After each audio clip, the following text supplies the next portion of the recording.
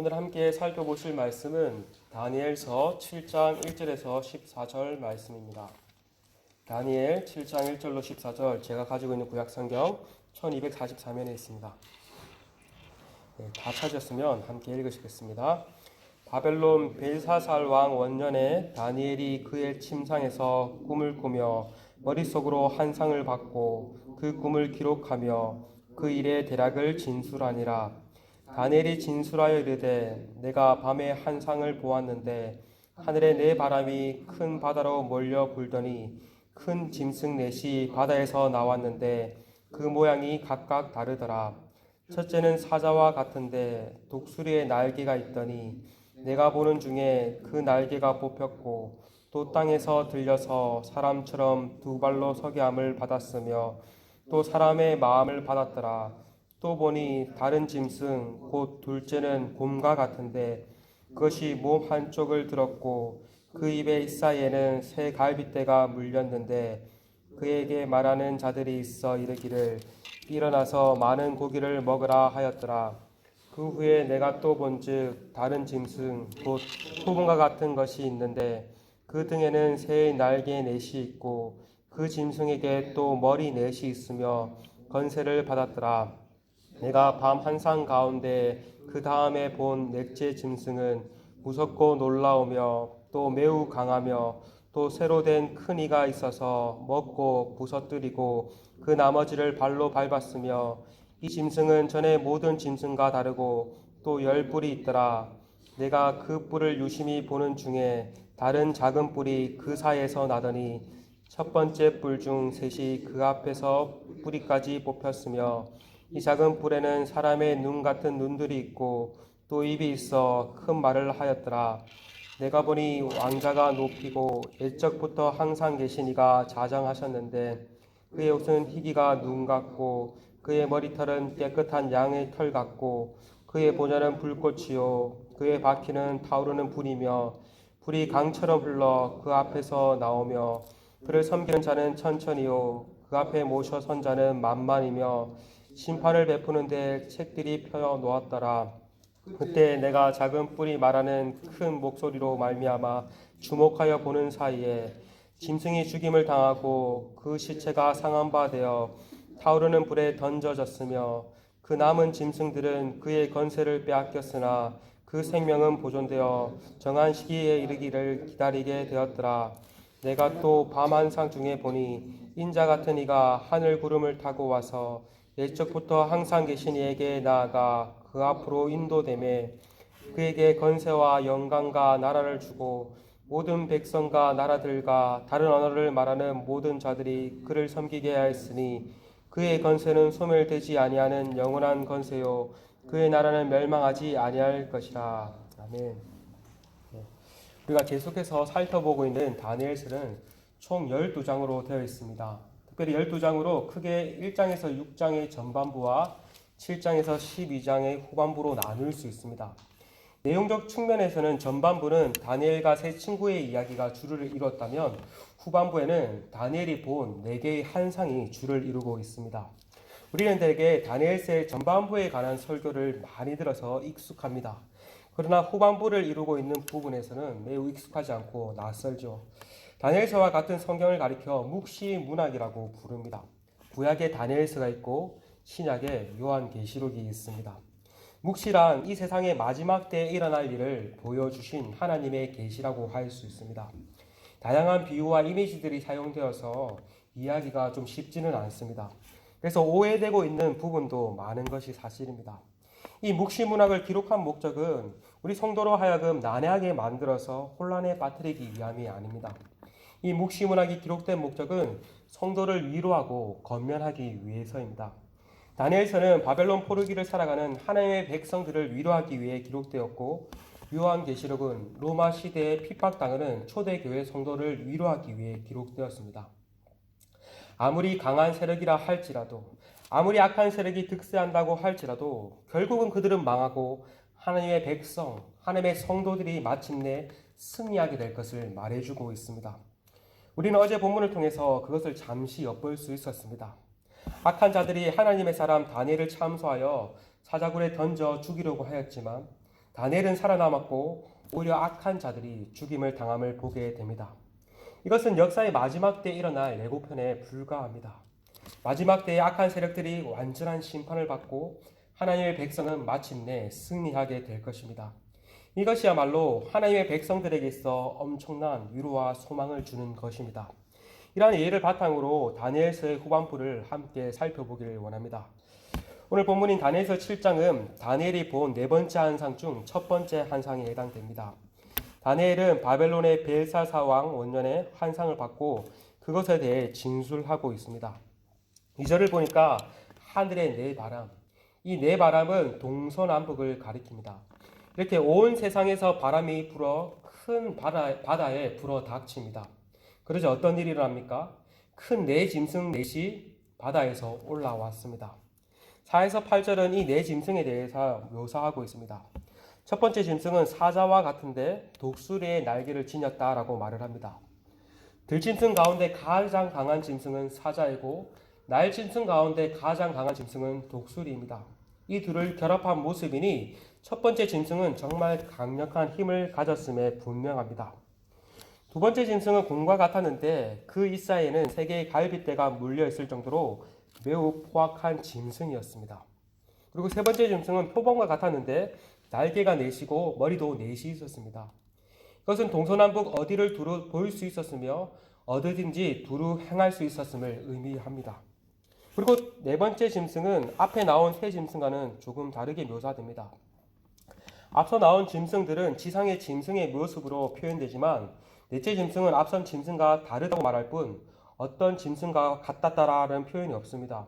상상을 할 수 없을 정도로 무서운 짐승이었던 것입니다. 이 짐승은 다른 짐승들보다 훨씬 무섭고 강했습니다. 새로 된 1호 먹이를 먹고 부서뜨렸고 남은 것은 발로 짓밟았습니다. 그리고 이 짐승에게는 10개의 뿔이 있었습니다. 뿔은 힘과 건세를 상징합니다. 10개의 뿔을 가졌으니 엄청난 힘과 건세를 자랑하고 있음을 알 수 있습니다. 그리고 한 뿔에서는 다른 작은 뿔이 나오더니 처음 뿔 3개가 뽑혔습니다. 이후에 나온 작은 뿔에는 사람의 눈과 같은 눈들이 있고 입이 있었다라고 말을 합니다. 이처럼 바다에 나오는 짐승들은 매우 포악하고 사나워 보입니다. 그렇다면 이 짐승들은 무엇을 의미할까요? 내일 본문인 7장 17절에 보면은 천사 해석을 통해서 그 네 짐승의 실체를 우리는 잘 엿볼 수 있습니다. 그것은 무엇입니까? 그것은 네 짐승은 세상에 일어날 네 왕들을 의미한다라고 말을 합니다. 고대에는 왕들은 곧 제국을 의미했습니다. 그러니 네 제국을 의미한다고 할 수 있습니다.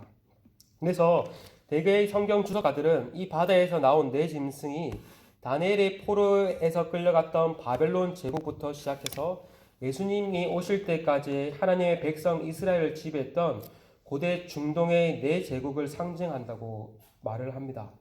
그렇게 보면 첫 번째 짐승은 바벨론 제국을 의미하고 두 번째 짐승은 메데와 바사를 의미하고 세 번째 짐승은 그리스를, 네 번째 짐승은 로마 제국을 뜻한다라고도 볼 수 있습니다.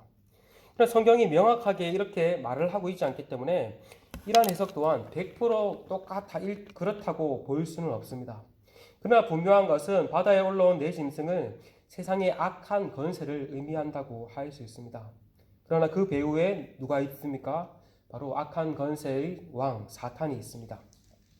이 악한 건세는 하나님의 백성을 끊임없이 위협하고 괴롭힐 것입니다. 그러나 공의로운 재판장이신 하나님께서 마침내 그들을 심판하실 것입니다. 그 사실이 9절부터 나옵니다. 9절부터 환상의 무대가 바뀌죠. 왕자가 놓이고 외적부터 항상 계시니가 자정하십니다. 여기서 외적부터 항상 계시니는 하나님을 가리킵니다. 하나님께서 세상의 재판장으로서 임하신 것입니다. 하나님 어떻게 묘사합니까? 옷은 희기가 눈 같고 머리털은 깨끗한 양의 털과 같다고 묘사합니다. 이것은 영원주부터 존재하고 계시는 하나님의 신성을 상징합니다. 하나님의 보좌는 불꽃 같고 불이 강처럼 흘러나오는데 이것은 하나님의 공의와 하나님의 권능을 상징합니다. 많은 천사들이 하나님을 수종 들고 있으며 심판을 베푸는 책들이 펼쳐져 있다라고 말을 합니다. 마침내 공의로운 재판장이신 하나님께서 악의 세력들을 심판하십니다. 다니엘은 네 번째 짐승이 심판을 당하고 남은 세 짐승들이 건세를 빼앗기는 것을 보게 됩니다. 11에서 12절입니다. 그때 내가 작은 뿔이 말하는 큰 목소리로 말미암아 주목하여 보는 사이에 짐승이 죽임을 당하고 그 시체가 상함하되어 타오르는 불에 던져졌으며 그 남은 짐승들은 그의 건세를 빼앗겼으나 그 생명은 보존되어 정한 시기야 이르기를 기다리게 되었더라. 이처럼 이 악의 세력은 결국 공의로운 재판장이신 하나님에 의해 심판을 받게 될 것입니다. 그리고 내일 본문은 이것을 조금 더 자세하게 말을 해주고 있습니다. 그리고 우리가 잘 알 수 있듯 성경의 마지막 책임 요한계시록에서 이것을 보다 더 자세하게 묘사하고 있습니다. 요한계시록 13장에 보면은 13장에서도 물에서 올라오는 악한 짐승이 나오는데 이 다니엘서 7장에서 나오는 이 네 짐승의 모습을 종합해서 보여주고 있습니다. 그러나 그 악한 짐승 또한 마지막에 심판을 받게 됨을 보게 됩니다. 이처럼 악한 짐승들은 그의 세력들이 아무리 강하다고 할지라도 그의 세력들이 아무리 강하고 그들이 우리 성도들을 심히 괴롭게 할지라도 마침내 하나님께서 그 세력들을 심판하실 것입니다. 그리고 그들은 다니엘은 환상 중에 인자 같은 이를 보게 됩니다. 인자 같은 이가 하늘 구름을 타고 와서 옛적부터 계신 항상 계신 이 곧 하나님 앞으로 나아오는 것을 보게 됩니다. 그에게는 건세와 영광과 나라를 주고 모든 백성들과 나라들이 그를 섬기게 될 것이라고 말을 합니다. 그리고 그 건세와 나라는 영원할 것이라고 말을 하고 있습니다. 신약에서 예수님께서 이 다니엘서 7장 본문을 인용하시며 자신을 인자라고 말씀하셨습니다. 그것을 통해서 이 인자는 누구를 가르침을 알 수 있습니까? 바로 예수님을 가르침을 알게 됩니다. 구약에 예표된 예수 그리스도를 의미하는 것이죠. 다니엘이 본 첫 번째 환상을 통해 우리는 이 땅의 건세가를 잡은 자들이 아무리 강해 보여도 그들의 영광과 나라는 영원하지 않을 것을 알게 됩니다. 마침내 하나님께서 악의 세력들을 심판하게 되실 것입니다. 누구를 통해서 하나님께서 심판하십니까? 바로 예수님을 통해서 심판하심을 알게 됩니다. 예수님의 그 십자가와 부활을 통해서 악의 세력들이 제어될 것이고 마침내 예수님께서 다시 오심을 통해서 악의 세력들이 완전히 심판을 받게 될 것입니다. 마지막 때에 사탄은 보좌 앞에서 하나님의 최종적인 심문을 받고 영원한 불구덩이에 던져지게 될 것입니다. 그리고 마침내 우리 신자들은 그 승리하신 예수님과 함께 영원한 승리를 맛보게 될 것입니다. 그래서 우리는 이 다니엘서에서 나오는 이 묵시를 통해서 계속해서 기억해야 할 것은 악한 세력들이 아무리 강하다고 할지라도 그 세력들은 유한하다. 하나님께서 마침내 그들을 심판하실 것이고 마침내 우리 성도들이 승리한다는 것을 기억하며 나아가야 할 것입니다. 그리고 오늘날을 살아가는 우리 성도들 또한 아무리 세상의 건세와 세력들이 강성하고 하나님의 백성들이 어려움을 당한다고 할지라도 낙심하지 아니하고 이 말씀을 붙들므로써 소망을 품고 마침내 승리할 것을 바라보며 나아가야 될 줄 믿습니다.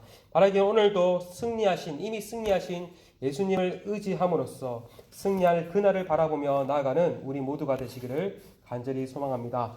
시간 함께 말씀을 붙잡고 기도하며 나아갔으면 좋겠습니다.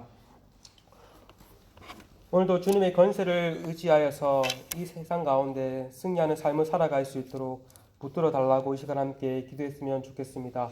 그리고 우리 공동체가 정말 이 혼탁한 세상 가운데 주님의 그 승리하는 모습을 증거하는 그러한 공동체가 될 수 있도록 은혜를 허락해 달라고 이 시간 함께 기도하시며 나아가시겠습니다. 함께 기도하시겠습니다.